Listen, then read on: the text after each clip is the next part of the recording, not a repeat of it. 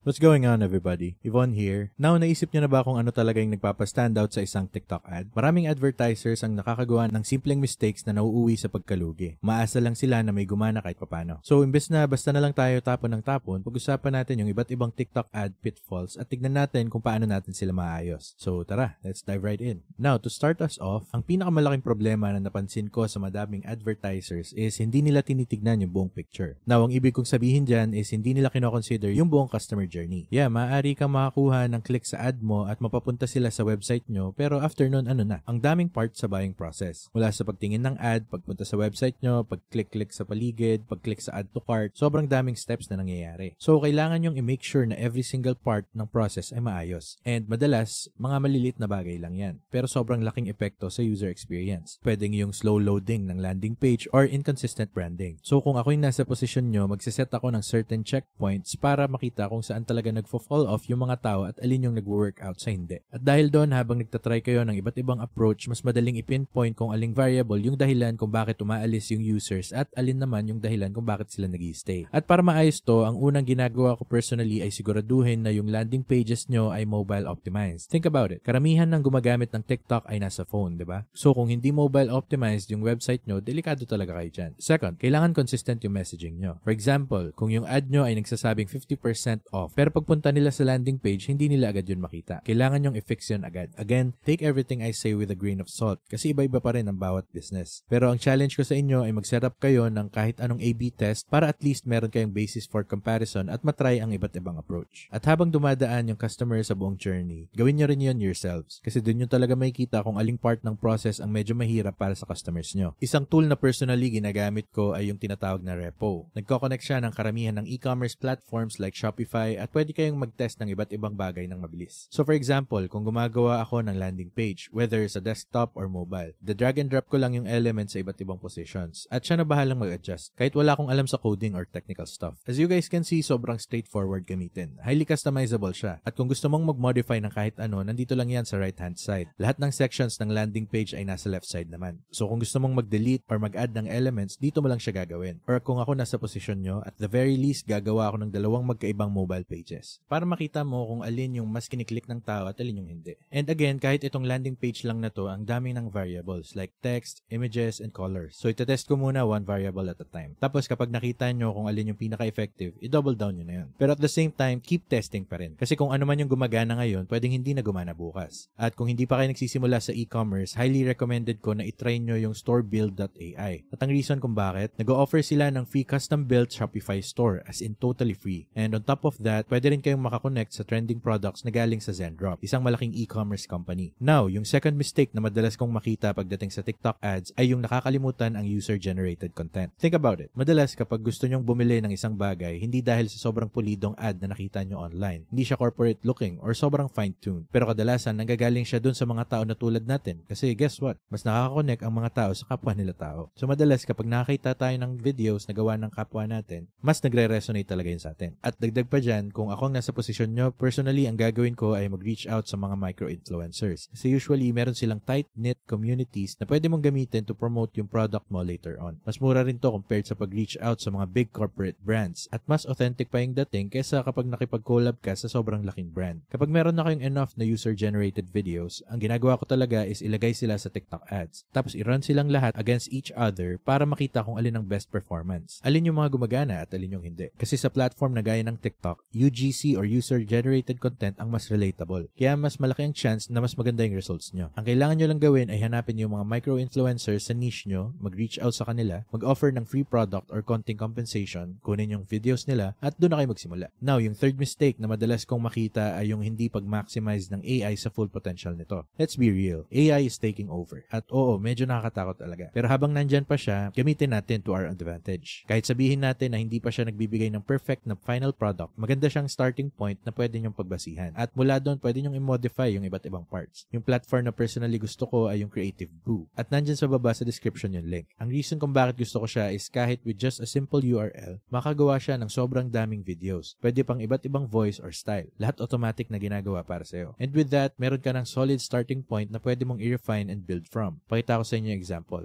Ito yung Amazon product na sobrang na-obsess ako lately. Yung Amazon's Ninja Ice Cream Maker. Grabe, ang solid. Kailangan nyong itry yung chocolate version, promise. Sobrang dali lang gawin. Kukuha ka lang ng Fairlife milkshakes, yung chocolate flavor, ilagay mo sa machine, lagyan mo ng konting gelatin, haluin, tapos i-freeze mo. Boom! Parang ice cream na talaga. And kung gusto mong mas extra spicy, pwede ka rin mag-add ng chocolate chips sa ibabaw. Pero sige, balik tayo sa topic. Ice cream machines aside. Ganito gumagana si Creative Fight. Ang gagawin lang natin is i-press yung link sa baba sa description, tapos i-analyze niya yung URL. From there, hanapan niya ng content sa internet na pwede natin gamitin for our ad. Pwede na tayong mag-edit ng product description dito at magdagdag ng photos kung meron tayong sarili. So, i-click natin yung next at dito na natin piliin kung para sa ang platform gagamitin to. So, piliin natin yung TikTok, gagawin natin 9:16, tapos 30 seconds yung haba. Target audience, mga ice cream enthusiasts. Next, from here, tinutulungan na tayo ni AI sa script. So, ito yung mga templates na pwede natin gamitin. Like special offers, trending products, or problem solution style. Meron ding iba't ibang tones na pwedeng mong piliin. Like inspiring or yung Gen Z motivational vibe. Pero kung gusto nyo, pwede rin kayong gumawa ng sarili nyong script. Ako pipiliin ko na lang yung product highlight na template in Gen Z tone kasi Gen Z tayo eh. At ayan, mapapansin nyo na may modify agad ni AI yung script para swak sa Gen Z vocabulary na medyo iba kumpara sa ibang generations. So piliin na natin yung next. Yung avatar natin will be Thomas. Mukha siyang Gen Z. And boom, ayan na siya. As you guys can see, ang dami ng versions ng video na auto-generated for us. At kung i-click natin siya, pwede natin siyang i-preview, makita yung transcript, at tignan kung ano yung mga pinapakita sa atin. At kung gusto nyo i-edit pa further, press nyo lang yung edit, punta kayo sa editor, at dito pwede nyo i-edit clip by clip. Pwede nyo baguhin yung text na lumalabas, itsura, pictures, avatar, pati yung accent niya. Kahit anong gusto nyo baguhin, pwede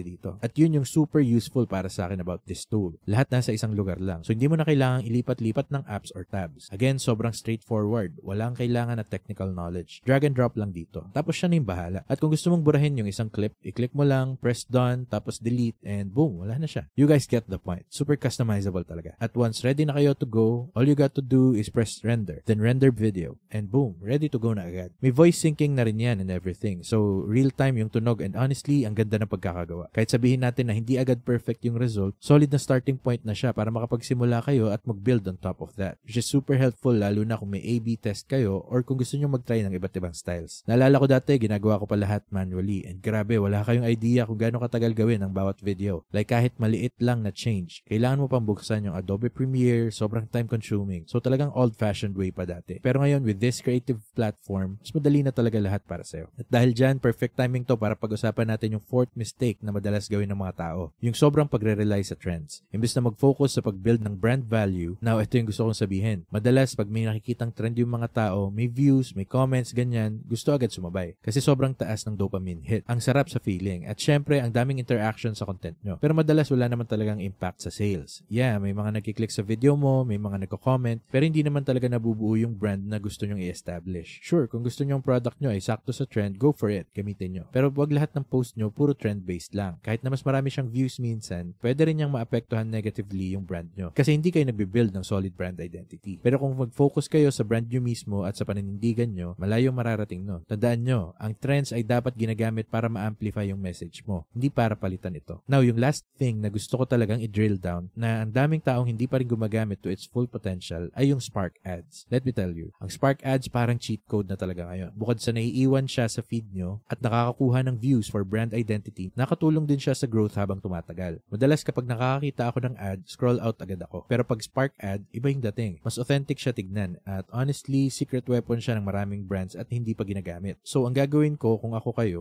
hanapin nyo kung saang post kayo nagkakaroon ng maraming traction. Pwedeng comments, interactions, or reviews. Tapos, kunin nyo yung content na yon at gamitin nyo para sa Spark Ad campaigns nyo. Hindi lang mas makakatulong tong ma-establish yung brand identity nyo, pero at the same time, makakatulong din to para ma-maximize ang conversions nyo. And there you folks have it. As you guys have seen, ang success sa TikTok ads ay hindi lang basta flashy videos or puro trend lang. By making small but smart changes, malayo na agad ang mararating nyo with your audience. And I promise, mapapansin nila yan. Maybe hindi agad-agad pero over time, mag-accumulate yung results. At kung gusto nyong subukan mag-run ng TikTok ads for yourself or yung ibang platforms na nabanggit natin kanina, nandyan lahat ng links sa description sa baba. And remember, may iba pa tayong videos dito sa channel na tuturuan kayo ng step-by-step kung paano mag-run ng TikTok ads. Lalo na kung beginner pa lang kayo. So check those out. So kung may napulot kayong value from this video, don't forget to leave a like and subscribe for more videos like this. Malaking tulong talaga yon to support the channel. Till next time, peace!